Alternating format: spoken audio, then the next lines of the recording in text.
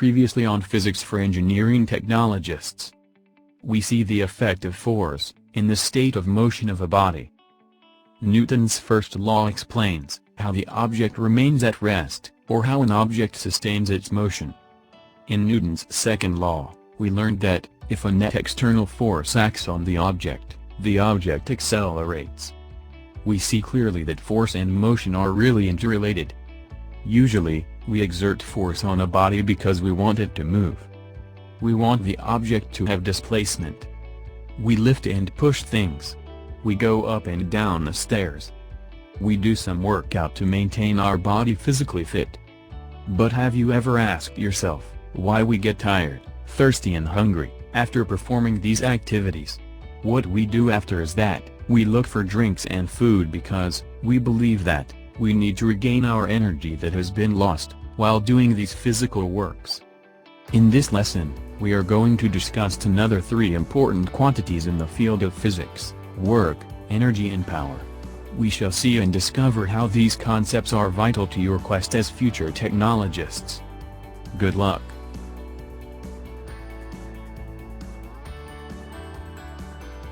Now let us begin our discussion with work. Work, denoted by letter W, is said to be done on an object when it moves under the influence of a force. Work done by a constant force F is given by the product of the force F and the displacement, delta x, or delta y, moved in the direction of the force. Consider a toy train. It is being moved along a horizontal surface by applying a horizontal force exerted by the hand. This force causes the toy train to move with a displacement of delta x, hence this force performs work on the toy. For as long as the applied force causes motion on an object, that force is doing some work on that object. The SI unit of work is the joule, or J. 1 joule is the amount of work done by a 1 Newton force which causes a body to move 1 meter distance. In English system, the unit of work is in pound-feet, for as long as the units of force and displacement are in pound and foot, respectively. In CGS system, the unit of work is dyne centimeter. Take note that when applying this formula, make sure that the force and displacement are parallel to each other. If the force is applied perpendicularly to horizontal surface, obviously the box will not move, hence the work done by this force is 0. It is also important to note that the force F in the formula can be any type of force. It can be weight, normal force, tension, friction, and applied force. We will consider this idea on next slide. Now, let us try to investigate the work done by each force acting on a body, and the total work done. Imagine a toy train that is pulled along a horizontal table by means of a string that makes an angle, theta, from the surface. The train has traveled with a displacement delta x. In order to determine the work done by each force acting on the toy, we draw its free body diagram. Here we see that there are 4 forces acting on the toy.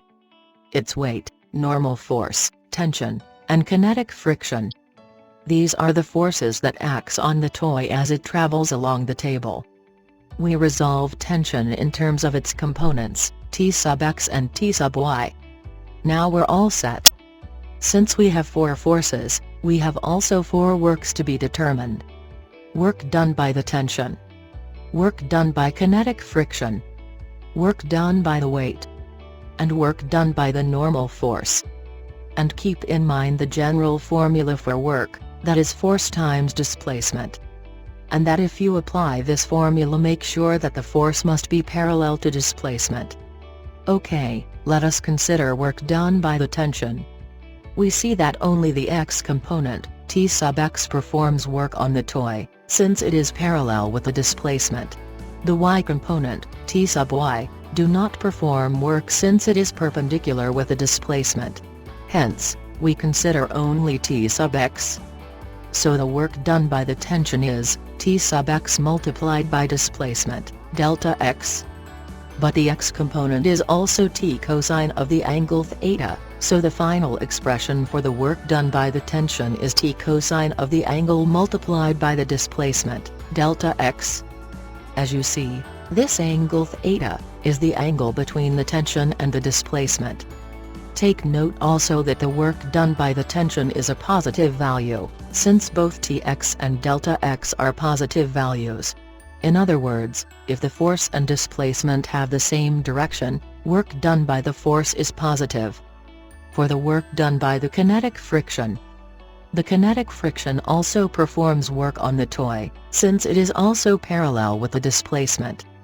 The work done by kinetic friction is negative of kinetic friction F sub k times displacement delta x. Take note, this is negative because Fk is towards negative x-axis. But kinetic friction is also mu sub k times normal force. Since Fk and delta x are opposite to each other, the work done by friction is a negative value. In fact, the work done by kinetic friction is always negative, since friction is always opposite to the direction of the displacement. For the work done by the weight and normal force, since the weight and normal force are both perpendicular with the displacement, the work done by these forces are zeros.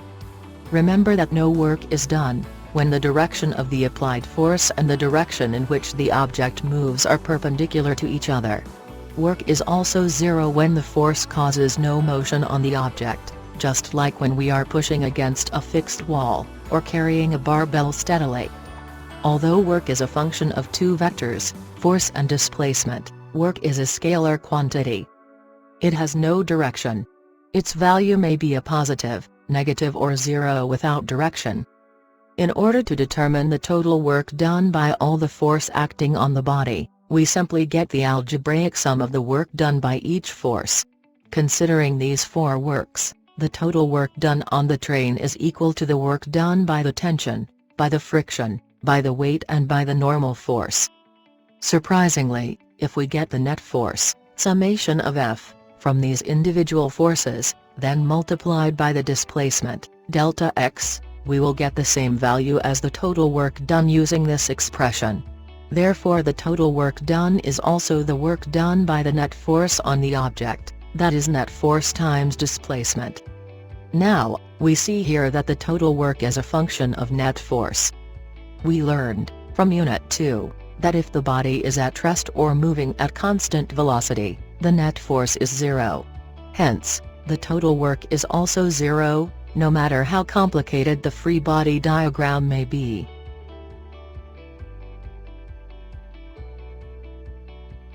An employee may go to work on specified time, let's say from 8 o'clock in the morning, to 5 o'clock in the afternoon, that is a period of 8 hours. The performance of employees, in doing similar tasks, may be different. An employee can do the task or certain work faster than others. In physics, in order for the work to be done, time is needed.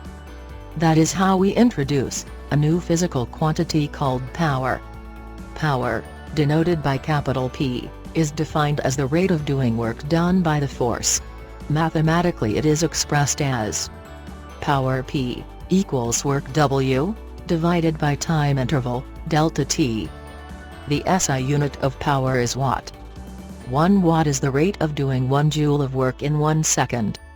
To explain this formula, consider two workers, Juan and Pedro, doing the same job. They are going to push the crates 10 meters along a level ground. Assume that they exert same amount of horizontal force, equal to 100 newtons. Juan can do the job in 10 seconds, while Pedro finished the job within 5 seconds. We see here, that when we use the formula, work W, equals force multiplied by displacement, 100 times 10, they performed same amount of work of 1000 joules. On what aspect they differ? They differ on how fast they perform the task, or the rate of doing work. And this is what power is trying to describe. If we compute the power of the two workers using this formula, power is work over time interval. Juan has a power of 100 watts, while Pedro generates 200 watts. From these values, we can say that Pedro is twice as powerful as Juan. We can also say that Pedro works faster than Juan. We see in the above illustration that an average human can generate around 150 watts. This value is so small as compared to the engines that can drive different forms of vehicle. A typical car engine can produce 90,000 watts. An airplane has installed engine with an average power of 7 megawatts, that is equivalent to about 78 car engines. Cruise ships are being propelled by 18 megawatts engines, equivalent to 205 cars. The space shuttle for transporting humans and cargo to and from orbit around Earth, is driven by around 27,600 megawatts engine. Wow! That is equivalent to 306,000 cars.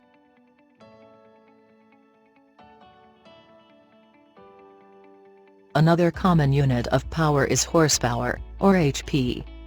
Horsepower is a unit of power in the English system. It is used commonly for describing the rate at which an engine can perform mechanical work. 1 horsepower was originally defined as the amount of power required to lift 550 pounds by 1 foot high in 1 second. This value was established by Scottish engineer and inventor James Watt, with horses while hauling coal. When converted to watts, 1 horsepower is equivalent to 746 watts. So a 90,000 watt car engine is equivalent to 120 horsepower. Wow, that is 120 horses. Can you?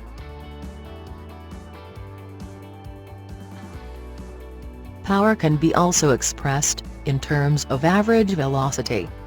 From the formula, power is work over time interval. But we know that work is force times displacement. So the expression becomes, power is force times displacement divided by time interval. Now observe carefully, we learned again from Unit 1, that the delta x over delta t, is also the average velocity of the body.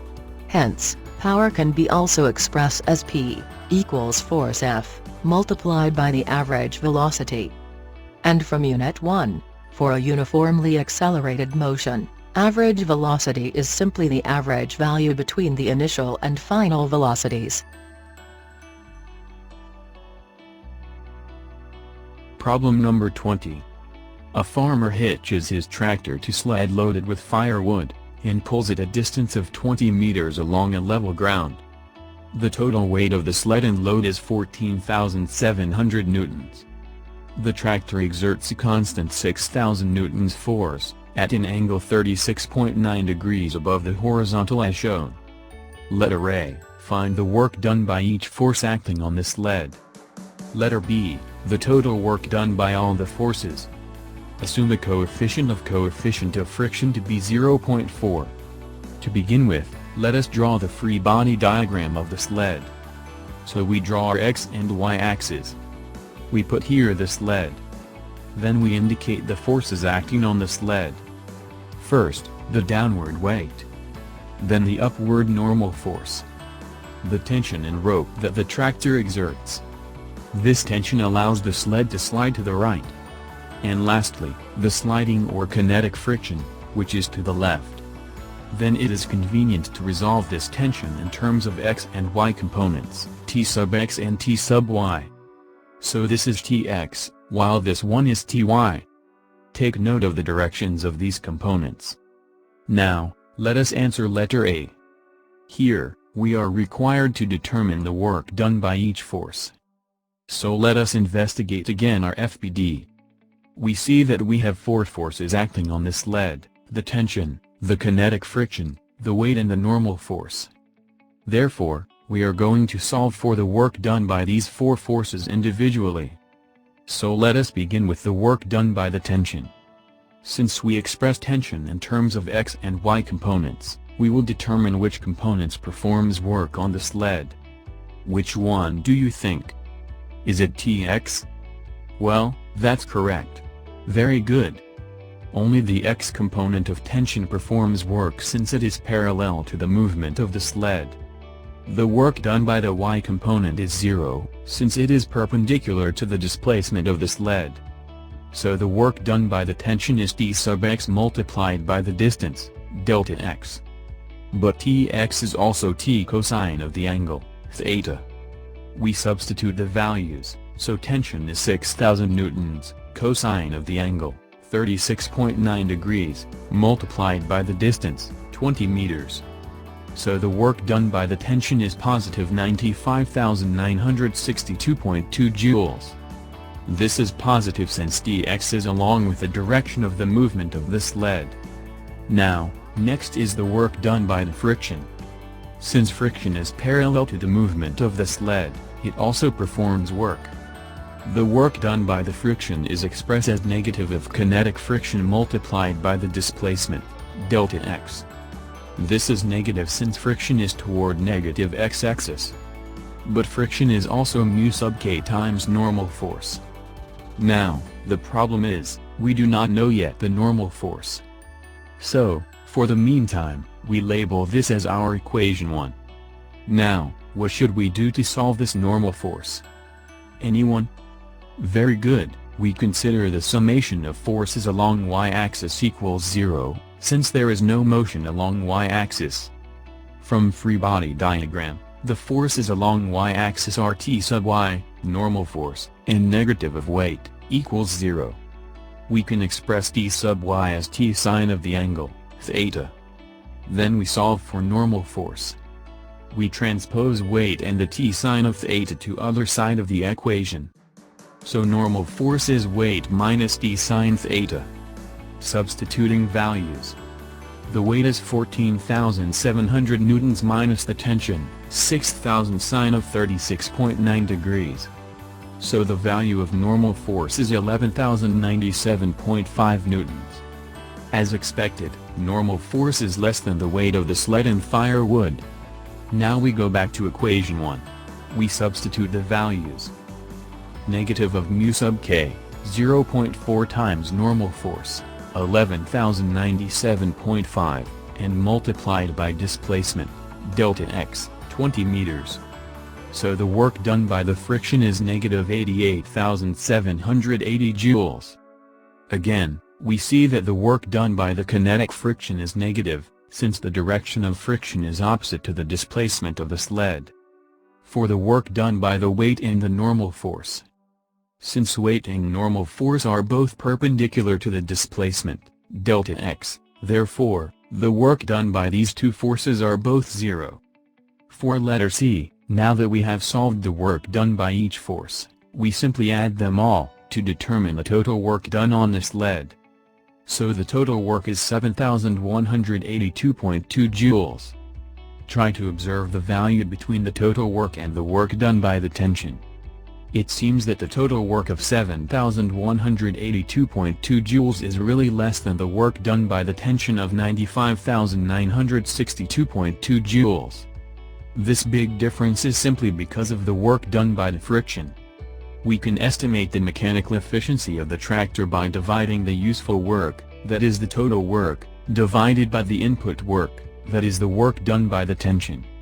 So the estimated efficiency of the tractor is 7.5%. This is pretty low. But if we could somehow reduce the friction, the useful work may increase, so as with the mechanical efficiency. This is also the reason why heat engine should have good lubrication system in order to increase its efficiency in doing mechanical work. Are you still there? Are you able to understand the previous problem clearly? I hope so. In this problem, we are going to revisit the problem we solved in Unit 2 about elevator. Problem number 21. From rest, an elevator and shopping mall can raise a maximum of 20 people, through a height of 10 meters in 8 seconds. The elevator and its passengers have a total mass of 1,600 kilograms. What is the power of the lift motor? Express your answer in horsepower. So let us begin. Imagine this is the elevator, that carries 20 people.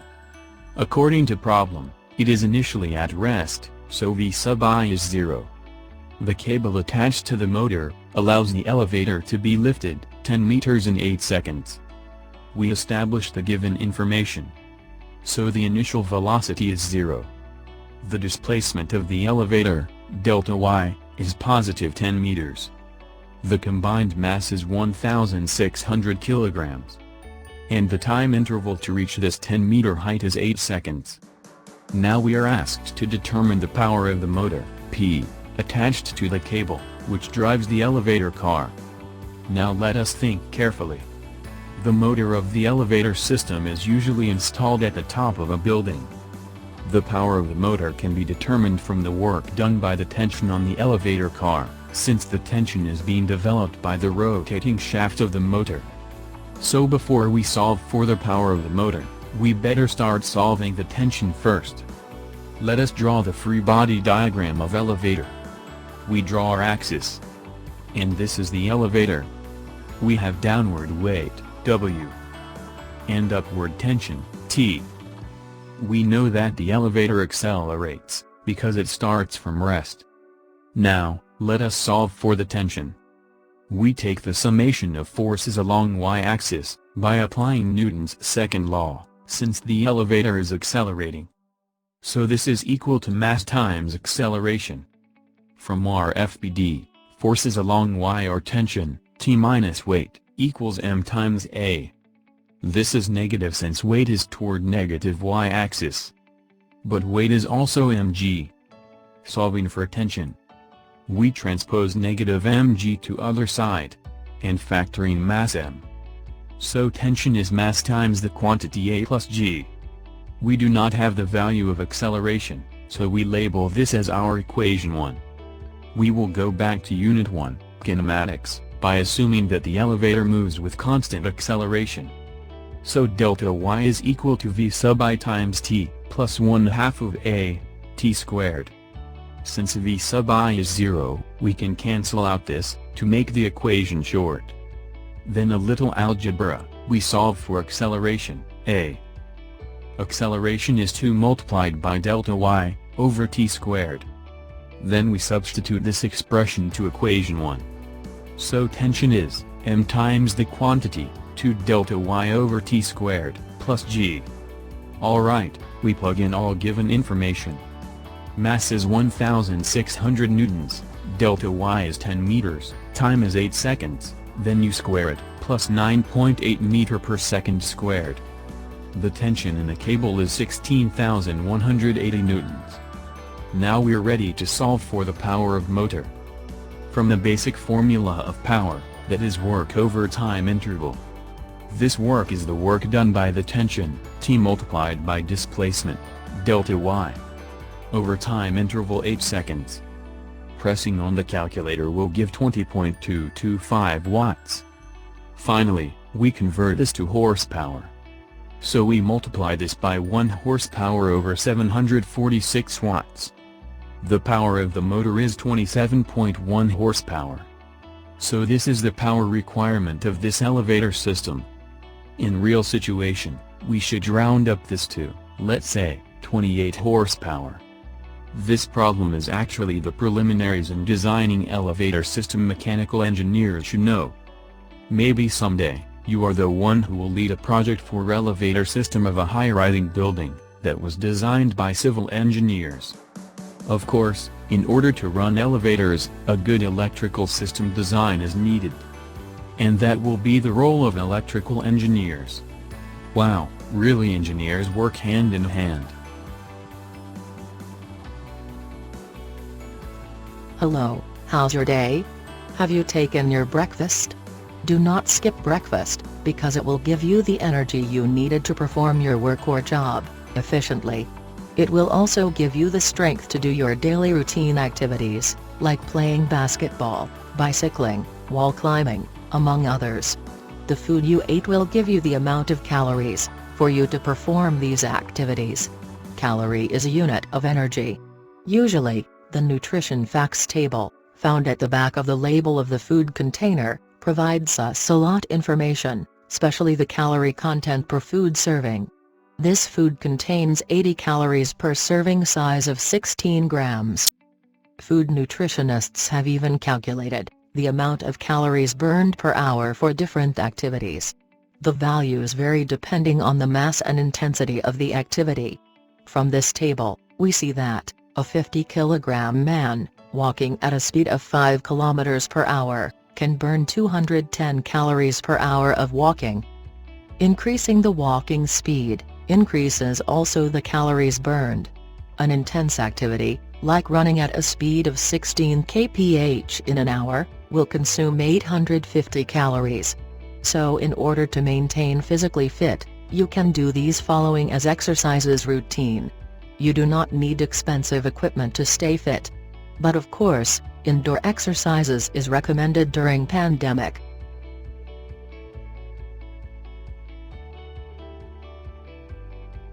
We see that doing physical work can burn calories. Without energy, you cannot perform work. In physics, energy is defined as the capacity, or the ability to do work or to produce an effect. Energy and work are actually equivalent concepts. The release of energy does work, and doing work on something adds energy to it. With this property of equivalency, we can say that energy is also a scalar quantity, same as with work. The SI unit of energy is joule, pound-foot in English system, and calories in CGS system. Energy is a conservative quantity. The law of conservation of energy states that energy cannot be created nor destroyed but can be converted from one form to another. Here's a simple illustration. Imagine this boy gains 80 calories of energy from the food he taken. This stored energy can be used later to perform different activities. For instance, if the boy performs wall climbing, this 80 calories food energy is partly converted into 60 calories potential energy of the boy, to lift himself. The remaining energy, 20 calories, will be stored in his body for later use. If all of these 80 calories have been consumed, the boy gets tired and he needs to eat again to replenish the energy lost by his body. Energy exists in different forms. Here, we will consider two forms of mechanical energy, kinetic energy and potential energy. The first form of energy that we are going to discuss is the kinetic energy. All bodies that move possess energy such as running car, a swinging pendulum, a supersonic speed bullet, and even smaller scale matter, like molecules and atoms. They all have the ability to perform work.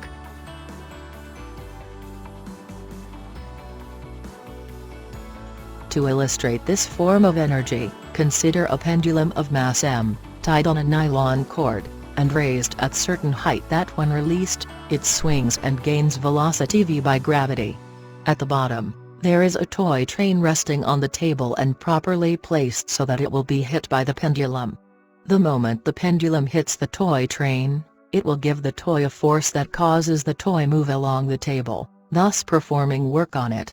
This work is produced by the motion of the pendulum, therefore it has stored energy called kinetic energy. Kinetic energy, denoted by letter K, is a form of energy associated with the motion of an object. Mathematically, kinetic energy is expressed as 1/2 of mass m, times its square of the velocity. The SI unit of kinetic energy is joule, for as long as the unit of mass is in kilograms and its velocity is meter per second. We see from this equation that the kinetic energy of a body varies with mass and velocity. The more massive and faster the object moves, the more energetic it becomes.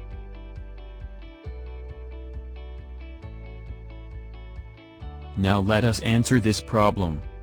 Problem number 22. A 1000 kilogram car is moving at a velocity of 30 meters per second. What is its kinetic energy? This problem looks simple. So we have given mass of the car, 1000 kilograms, and speed of 30 meters per second. So again, we are going to solve for the kinetic energy of the car. Since the car is in motion, therefore it possessed kinetic energy. Kinetic energy is 1/2 mv squared. Substituting the given information, 1/2 times 1000 kilograms, then times 30 meter per second, we square it. So the kinetic energy of the car is 450,000 joules or 450 kilojoules. And this is the amount of energy stored in the car due to its motion. If in case the driver decided to press the brake pedal, This is also the amount the work the friction on wheels must perform to stop the car.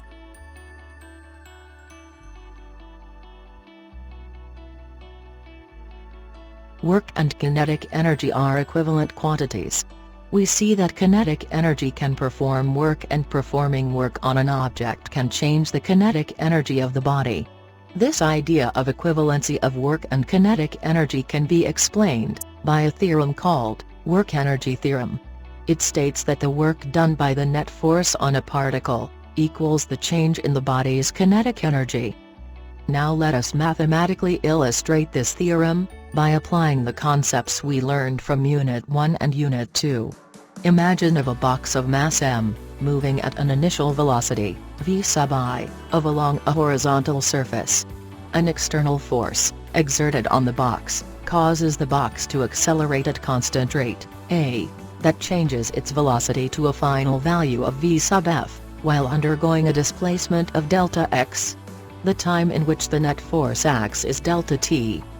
Now we are all set to explain how this expression was derived. First, we knew that the total work done by this external force, or by net force, is given by the expression, net force, summation of F, multiplied by the displacement, delta x. But we knew that, from Newton's second law, net force is equal to the mass of the body multiplied by its acceleration. So the total work done can be written as m(a) times delta x. Now we try to replace this acceleration in terms of velocities. From Unit 1, for a uniformly accelerated motion, acceleration A is final velocity minus initial velocity divided by the time interval. With this, the total work done will be m multiplied by v sub f minus v sub I times delta x all over delta t. Or we can rearrange this as, we simply put delta t directly below delta x. This is to see that, from Unit 1, delta x divided by delta t is the average velocity. It follows that, again for a constant acceleration, average velocity is also the average value of the final and initial velocities.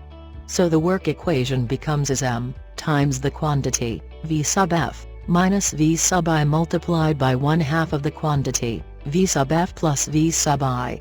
A little more algebra will simplify this equation as 1/2 of m times v sub f squared minus v sub I squared.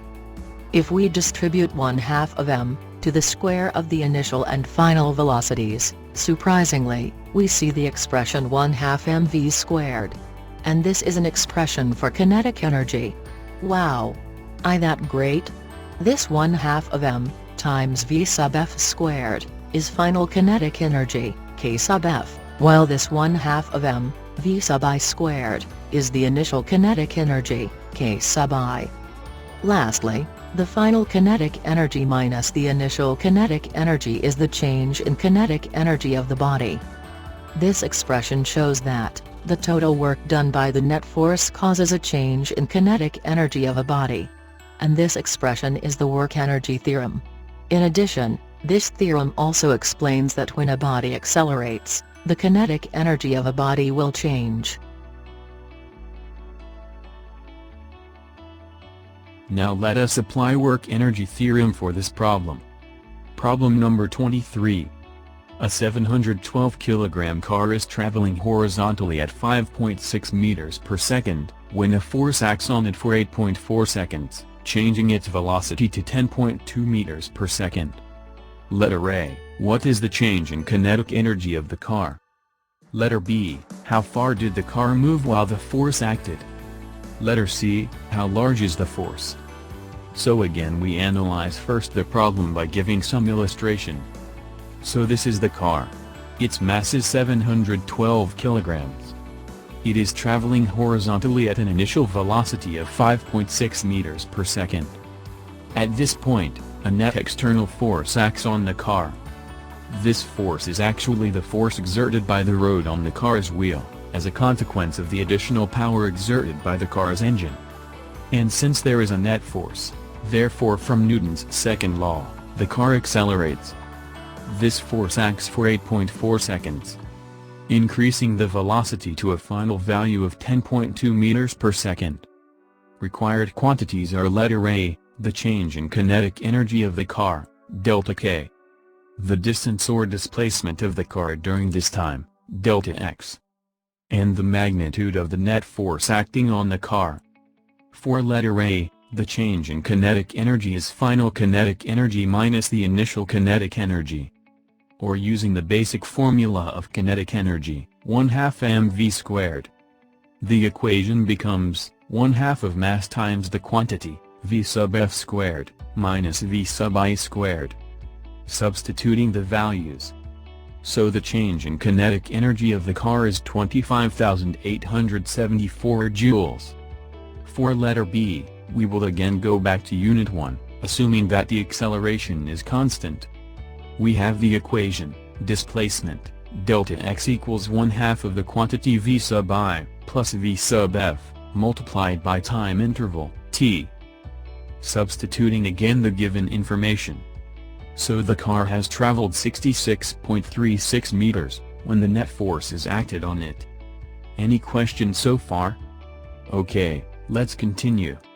For letter C, we are going to determine the magnitude of the net force acting on the car. We see from work-energy theorem, that the total work done on the object is equal to the change in its kinetic energy. And this total work is actually the work done by the net force.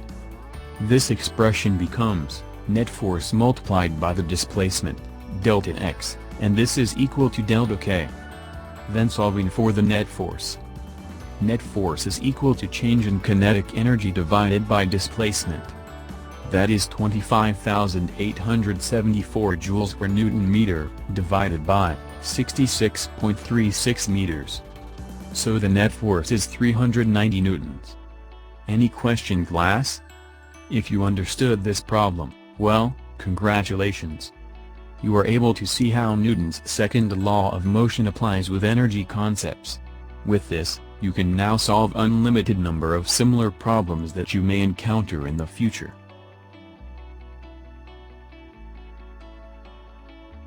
Every time we lift an object at a certain height, we are actually storing some energy on it. Pulling the spring on a pinball game will give the spring needed energy for the ball to gain speed once hit by the spring. To lit up a flashlight, the stored energy from a battery is converted into electrical energy. These forms of stored energy are called potential energies. Potential energy is a form of energy stored on a body due to its position, state or shape. It may be in the form of gravitational, elastic, electrical, and magnetic in nature. In this unit, we are going to consider, for the meantime, only two forms, the gravitational potential energy, and the elastic potential energy. Now let us discuss gravitational potential energy. Imagine a ball of mass m, located at a certain height h, above some reference point, let's say the ground. The ball possesses stored energy called gravitational potential energy. Gravitational potential energy, denoted by U sub grav, is the energy which a body possesses because of its position or height relative to some point of reference. For an object located on the small region from the Earth's surface, gravitational potential energy is expressed as the product of mass, m, gravitational acceleration, g, and height h. The SI unit of gravitational force is joule, for as long as mass is in kilograms, g is 9.8 meter per second squared, and height from specific datum is in meter.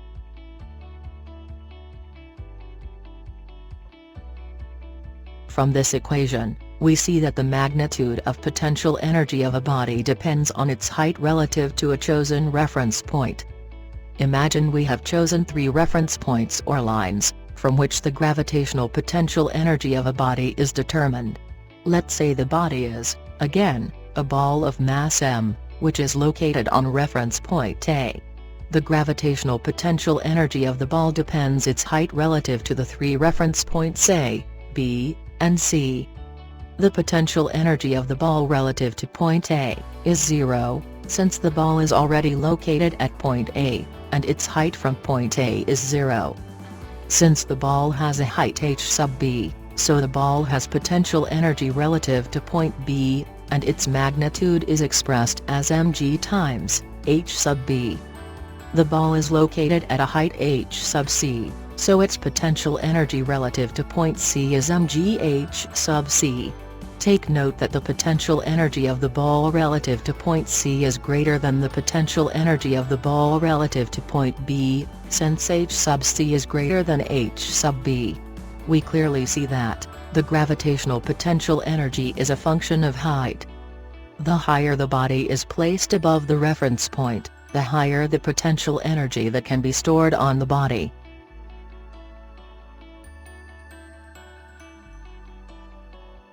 Now, let us do some problem solving involving gravitational potential energy. Problem number 24. What is the potential energy for an 800 kg elevator, at the top of a building, 80 meters above street level with respect to, letter A, the ground, and letter B, the top of the building? Let us imagine that this is the building, from which a 800 kg elevator is located, 80 meters above the ground. So we are required to determine the potential energy of the elevator with respect to ground. And letter B, its potential energy relative to the top of the building. Again, this problem is not that challenging. For letter A, from the basic formula of gravitational potential energy, mgh. We have already mass, 800 kilograms, g is 9.8 meters per second squared. And what is our height? Since our reference point is the ground, the height of the elevator is 80 meters. So substituting the values from the equation, the potential energy of elevator relative to ground is 627,200 joules. Letter B, for the potential energy of the elevator, relative to the top of the building. Since the elevator is already at the top of the building, the height h is already equal to 0. Therefore, its potential energy is 0. Don't forget, the potential energy of a body relative to its current location is always 0. That's it. I'm pretty sure you're able to catch up with me. See you later. We learned from Unit 2, that a free-falling body experiences a net force equal to its own weight. The weight of the body causes it to accelerate as it moves downward, and to decelerate as it rises. With this motion of a free fall, we can say that the body's weight is doing some work on it. If you release a ball at an initial height h sub I, due to its weight, its elevation decreases to a final height h sub f. We see that it moves with a downward displacement delta y. Therefore, this net force or the weight of the ball, performs work. And the value of this work is a positive, since the force and weight are in the same direction. On the other hand, as the ball rises from an initial height of h sub I, it decelerates because of the downward force weight, while changing elevation to a final height of h sub f. As you can see, the displacement is upward. Therefore, the weight of the ball performs negative work, since the ball is moving against the gravity as it rises. With these two scenarios, we see that the work done by the weight, or the work done by the gravity, causes a change in potential energy of the ball since its height changes. And this work done by the gravity is equal to the negative change of the body's potential energy. Expanding this equation will give, negative of m, times g, multiplied by the change in height, h sub f minus h sub I. Take note that this formula is applicable whether the body is falling or rising. Do not remove the negative here. It applies to both falling or rising.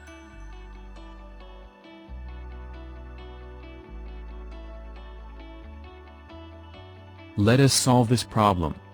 Problem number 25. A 0.3 kg ball is dropped from the top of a building, whose height is 100 meters. What is the work done by the gravity when, letter A, the ball is 30 meters above the ground? Letter B, when the ball hits the ground. So imagine this is the building, and this is the ball of mass 0.3 kg, dropped from this building, at an initial height, h sub I, of 100 meters.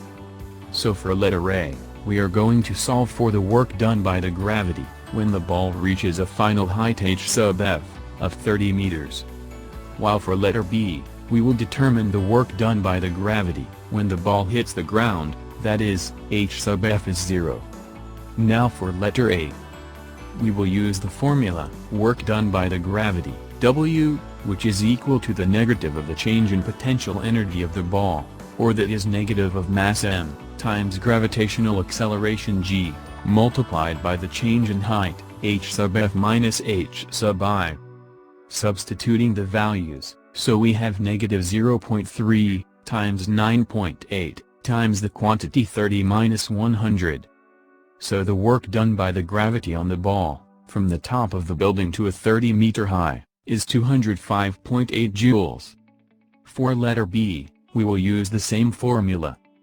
But this time our final height, h sub f is now 0. Again, substituting the values. The work done is 294 joules. As expected, our answer in letter B is greater than in letter A. This is because that, in letter B, the ball has larger value of displacement. 100 meter as compared to 70 meters from part A. This amount of work can be actually partly converted into thermal energy, once it hits the ground, that causes the temperature of both the ball and the ground to increase. This also happens when an explosive freefall bomb hits the ground. The work done by the gravity on the bomb is converted into thermal energy, enough to break apart the bomb that carries lethal and non-lethal substance, called payload. And this is the negative side of technology, the creation of weapon of mass destruction, instead of promoting peaceful life. And as future engineers, don't be an agent of devastation. We teach, you gonna learn, and use your learnings for your own benefit and for humanity as well. Potential energy is also involved in deformable materials such as springs and band. A stretched rubber band, a wounded-up torsion spring, a compressed spring, and a stretch bow rubber band have a form of stored energy called elastic potential energy. This form of energy can also produce work. In this section, we will focus our discussion on the property of an ideal lateral spring.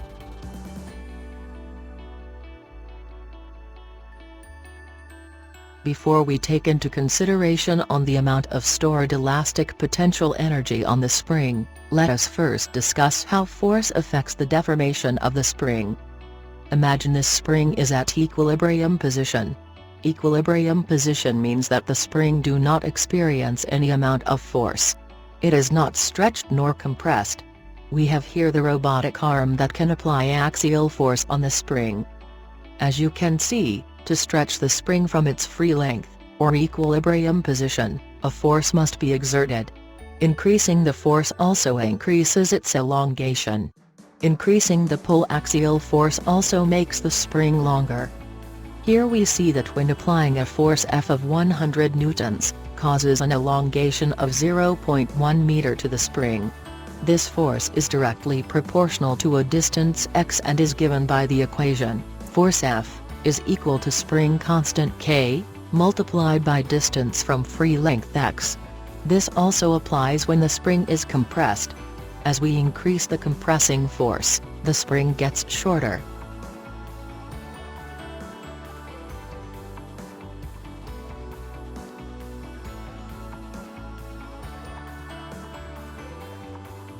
Now let us try to understand the meaning of spring constant K.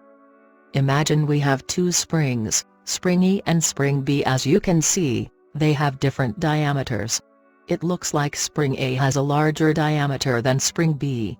Spring A stretches by 0.1 meter by applying a force of 100 newtons, while spring B stretches by 0.2 meter, applying the same amount of force of 100 newtons. We see that spring B stretches more than spring A. Now if we compute the spring constant of these springs, using this formula. So spring constant K will be, force F, divided by the distance x. So the spring constant of spring A, 100 newtons divided by 0.1 meter, is 1000 newtons per meter. While the spring constant of spring B, 100 newtons divided by 0.2 meter, is 500 newtons per meter. We see that spring A has a larger value of spring constant. It means that spring A is more stiff or rigid than spring B. Therefore, we can say also that, the greater the value of spring constant K, the harder the spring to be stretched or compressed. Also, we see that the effect of the diameter of spring to the value of the spring constant. Large diameter springs have also large values of spring constant, hence more rigid than those springs with small diameters.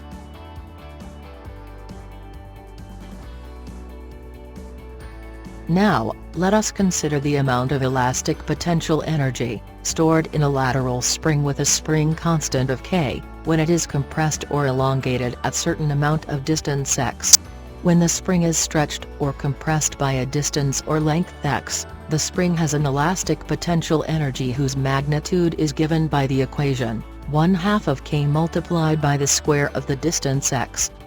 The SI unit of elastic potential energy is joule, for as long as the spring constant is in Newton per meter, and the distance is in meter. This formula also applies when the spring is compressed.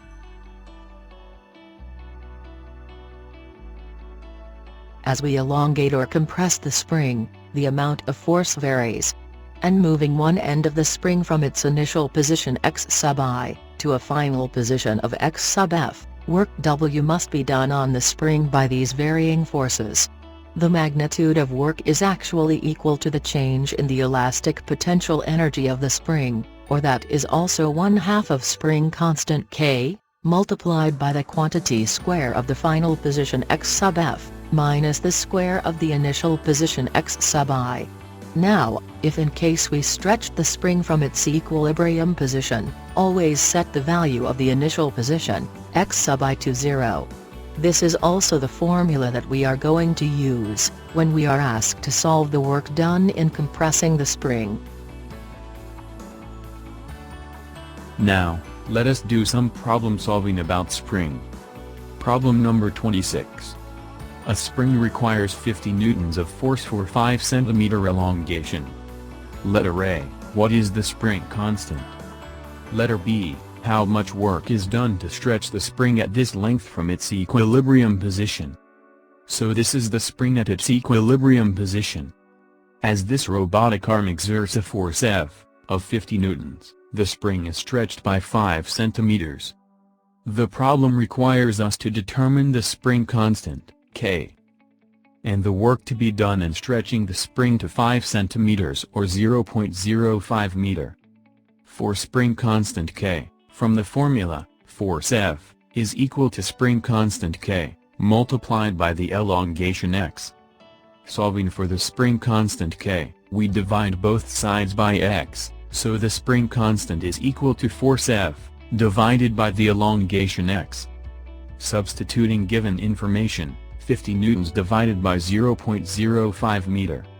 So the spring constant is 1000 newtons per meter. Its value means that in order to stretch the spring by 1 meter, we need a force of 1000 newtons. For letter B, work done is equal to the change in elastic potential energy of the spring, that is 1/2 of the spring constant K, multiplied by the square of the final position of the spring, x sub F squared, minus the square of the initial position, x sub I squared. Substituting the values. The spring constant is 1000 newtons per meter, final length is 0.05 meter and the initial position is 0, since the spring starts from its equilibrium position. So the work done in stretching the spring to 0.05 meter from its initial state is 1.25 joules.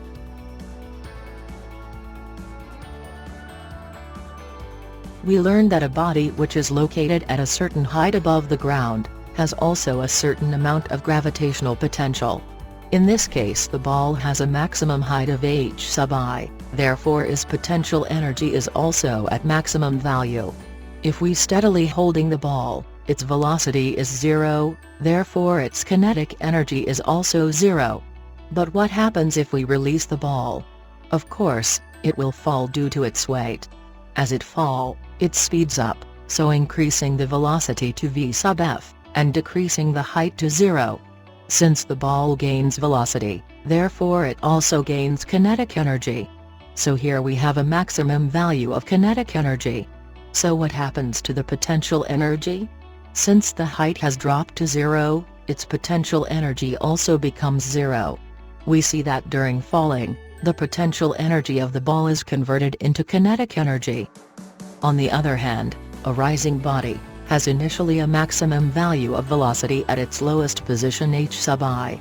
At this position the kinetic energy is at maximum value, since the velocity is maximum, and the potential energy is zero when its height is also zero. Then as it rises, it decelerates due to its weight. So at maximum point of flight, it has a velocity of zero. At this point, since the velocity is zero, its kinetic energy is also zero. Its potential energy is at maximum value, since the ball has reached its maximum height. This illustrates that during rising, the kinetic energy of the ball is converted into potential energy. So what causes these conversion of energy? As you notice, on these two scenarios, the only force that acts on the ball is its own weight, or gravitational force. The weight of the ball converts its potential energy into kinetic energy as the ball falls. It is also the weight of the ball converts its kinetic energy into potential energy as the ball rises. So the weight causes the conversion from kinetic energy into potential energy and vice versa. And the force that offers two-way conversion of potential energies and kinetic energies is called conservative force. In addition to gravitational force, spring force and electric force are considered also as conservative forces. Here, the spring force converts elastic potential energy of the spring into kinetic energy of the ball.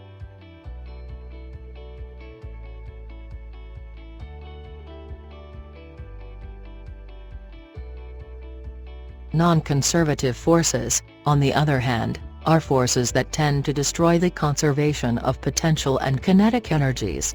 Frictional force is considered as of non-conservative forces. This is the reason why a pendulum, which is swinging due to its weight, slows down and eventually comes to rest. To illustrate this, here we have a pendulum, tied on a string, and it is hanging on a metal support. We mark this as the initial height or position of the pendulum. If we release the pendulum, it swings back and forth, converting its potential energy into kinetic energy, then to potential energy, trying to bring back the pendulum into its initial position. But do you think it will return to its initial height? What can you say? Of course, it will not return to its original height. On its way back, it swings with a height lower than the original. So it seems that the two-way conversion of potential energy and kinetic energy is destroyed. If this happens, it means that a non-conservative force acts on the system. So what is this non-conservative force? We see that there is a sliding contact happening between the string and the metal support, as the pendulum swing. The friction produces negative work between the string and metal support.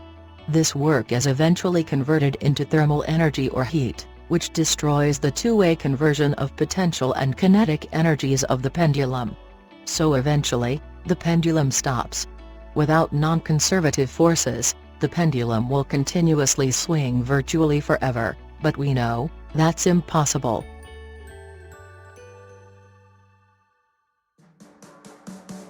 We see that a conservative force allows the two-way conversion of kinetic and potential energies of a body. If a non-conservative force acts on the body, let's say friction, it produces thermal energy resulted to a loss in the conversion of kinetic and potential energies. Nevertheless, the total energy of the system remains constant during the conversion of energy. In fact, at a speed relatively low compared to the speed of light, energy is a conservative physical quantity and it obeys law of conservation of energy. It states that energy cannot be created nor destroyed, but only changes from one form to another. The following figures illustrates this conservative law. A diver on a springboard.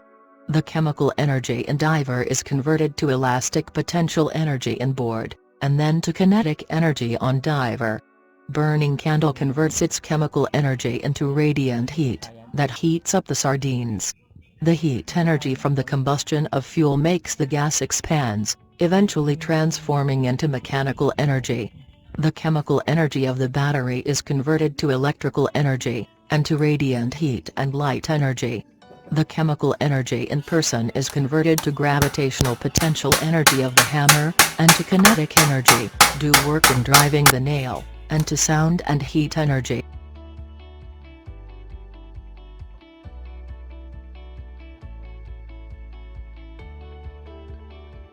We already knew that when only conservative force, or weight, is acted on a body, then the two-way conversion of kinetic and potential energies can be observed. The sum of the kinetic and potential energies of a body is called total mechanical energy, denoted by letter E. Using this formula, we can determine the initial and final values of the total mechanical energies, either when the body is falling or rising. If we apply the law of conservation of energy, it is observed that the total mechanical energy of the body, considering only conservative forces, is constant. It means that the initial total mechanical energy of the body, E sub I, is equal to its final total mechanical energy, E sub F. Or that is the initial potential energy, plus the initial kinetic energy, is equal to the sum of the final potential and kinetic energies. And this equation is called the conservation of mechanical energy. In this illustration, we see that the total mechanical energy of 100 joules does not change.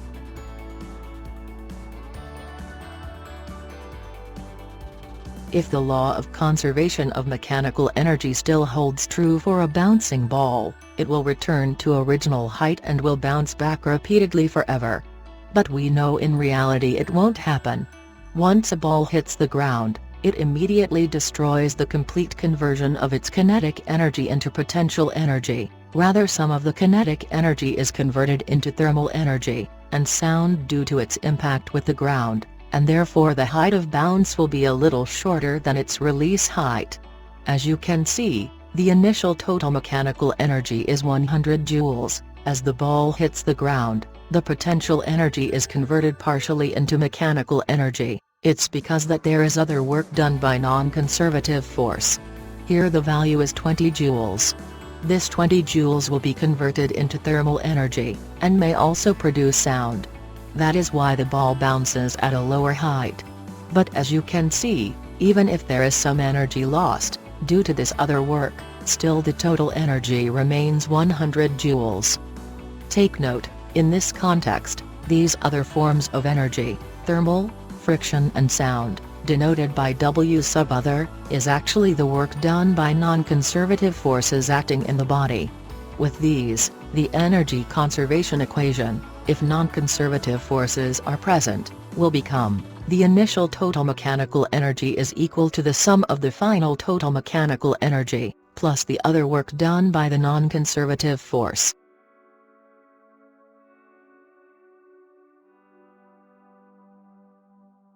Now, in order to have clear understanding on conservation of energy, let us answer some problems. Problem number 27. You throw a 0.145 kg baseball straight up in the air, giving it an initial velocity of magnitude 10.0 meters per second.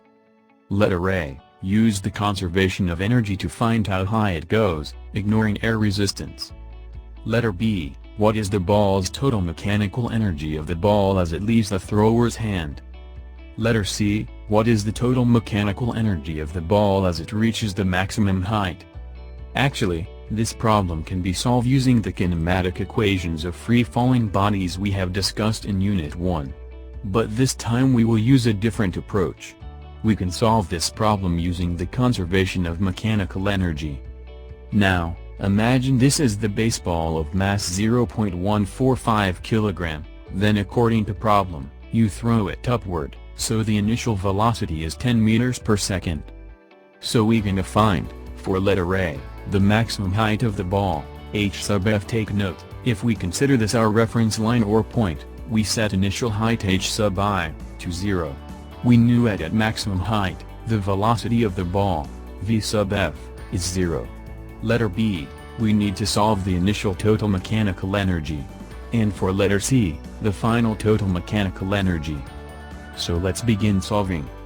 For letter A, from conservation of mechanical energy, U sub I plus K sub I is equal to U sub F plus K sub F. Since the initial height h sub I is 0 and the final velocity, v sub F is also 0. Therefore, the initial potential energy and the final kinetic energy are also zeros.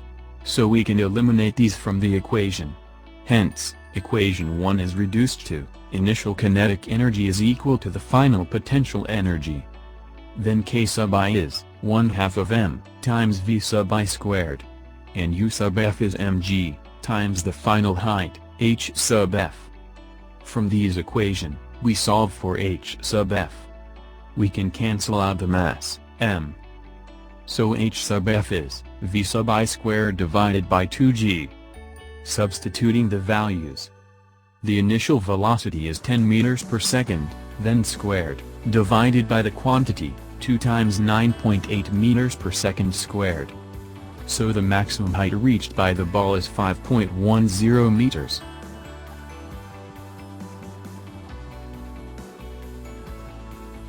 For letter B, the initial total mechanical energy is equal to U sub I plus K sub I. Since the initial potential energy is 0, the total mechanical energy is also equal to the initial kinetic energy. And that is 1/2 of m times v sub I squared. Substituting the values, so the initial total mechanical energy is 7.25 joules.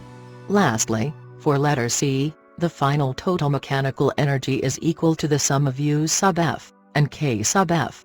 Since the final velocity, v sub F is 0, therefore K sub F is also 0. So the final total mechanical energy is also equal to the final potential energy. And that is mg times final height, h sub F. Substituting the values. So the final total mechanical energy is also 7.25 joules. As expected, this value is equal to its initial value of energy, since we do not consider non-conservative forces. Conservation of energy can also be used to analyze the velocity of a roller coaster car at any point on the frictionless track. Problem number 28.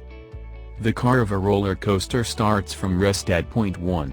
Neglecting air resistance and friction, find the car's magnitude of velocity at points 2, 3, 4, and 5.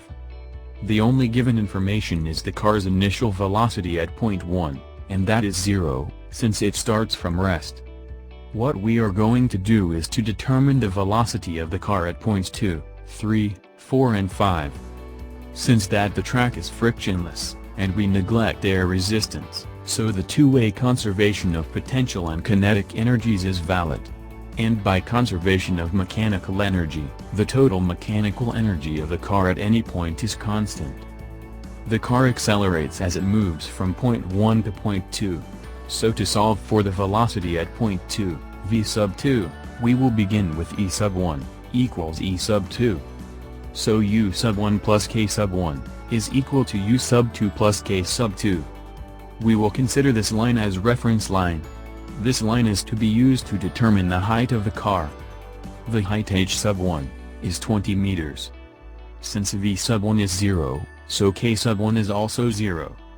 The height h sub 2, is 0, since point 2 is already at the reference point.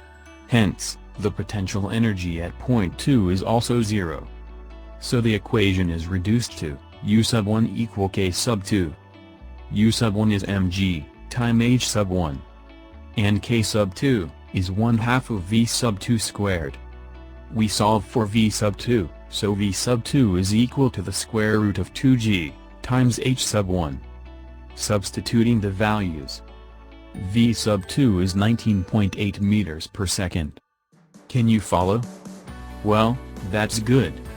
Now for the velocity at point 3, we can also say that, the total mechanical energy at point 1, is equal to the total mechanical energy at point 3. That is U sub 1, plus K sub 1, equals U sub 3, plus K sub 3. Again, k sub 1 is 0, so we can cancel this out from the equation. The height at point 3 is 12 meters, so do not cancel u sub 3, as well as k sub 3, since it still has velocity at this point. So the equation becomes, u sub 1, equals u sub 3, plus k sub 3. Transforming this equation, mg, times h sub 1, equals mg, times h sub 3, plus 1/2 of v sub 3 squared. Then, we solve for v sub 3, square root of 2g, times the quantity h sub 1, minus h sub 3. Substituting the values. So the velocity of the car at point 3 is 12.52 meters per second.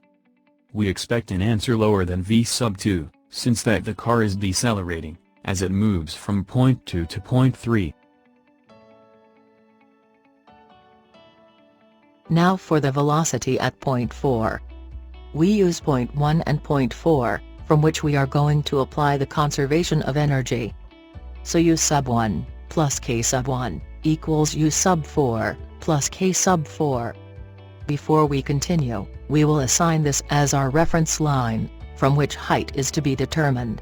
So h sub 1 will now become 40 meters, and h sub 4 is 0, since it is already at the reference line. We can cancel out k sub 1, as well as u sub 4, since h sub 4 is 0. So the equation is further reduced to, u sub 1, equals k sub 4. We expand this to, mg, times h sub 1, equals 1/2 of v sub 4 squared. Then, we solve for v sub 4, square root of 2g, times h sub 1. Substituting the values. So the velocity of the car at point 4, is 28 meters per second. We expect an answer higher than v sub 3, since that the car is accelerating, as it moves from point 3 to point 4. Lastly, for v sub 5. This can be solved by observation. Since point 5 has the same level as point, therefore v sub 5 is also v sub 1, so the velocity of the car at point 5, is 0. It also means that, the car will stop at this point and it will not go further higher than this. Take note that, we analyze the problem on frictionless track. If friction is present, our answers will be different as compared to these values. In fact, if there is friction, the car will not reach point 5 by relying only on car's weight. In the end, it will stop at the lowest point at point 4, for as long as it reached point 3.